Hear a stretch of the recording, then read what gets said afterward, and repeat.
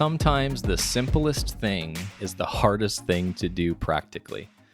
And what I mean by that is the number one thing that you can do to improve the relationships that are around you is to stop trying to troubleshoot and fix those relationships and start working on yourself.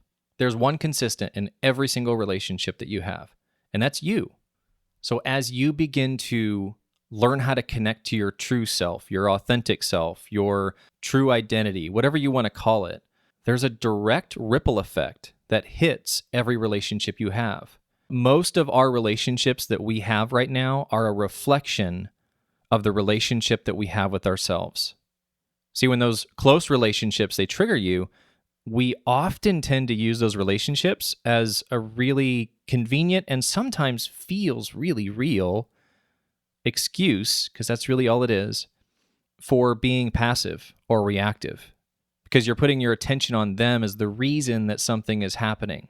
And so when you shift your focus and basically remove them as the excuse, and you say, you know what, I'm going to take extreme ownership, and I'm going to look at the areas that I need to work on, and I'm going to make me the number one priority in the sense of improving my relationship with myself. I'm not saying become selfish and egotistical and make you number one over anyone else. What I'm saying is make you number one in the sense of learning how to transition your relationship within from one that is just either there and you're not working on, or one that you hate, to learning how to love who you are as a person.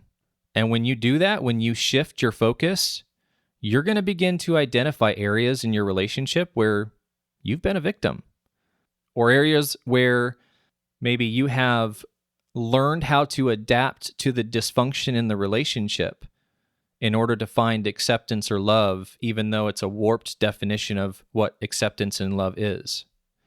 It'll be very enlightening when you choose to take that attention and that energy that you put towards managing a relationship or bickering about it or identifying ways that it's not working or wrong, and shift that to you. Now, I'm not saying that there's no value in working on communication or loving your spouse or being intentional with friendships you have. Don't let the pendulum swing from one extreme to the other. There is value in that, but those are more short-term. They have their place, but they're more short-term in the sense of things that are kind of a here and now that you can pay attention to. I'm referring to the long term. How do you shift the relationship at its core, not in a moment, not learning basically how to argue better with someone?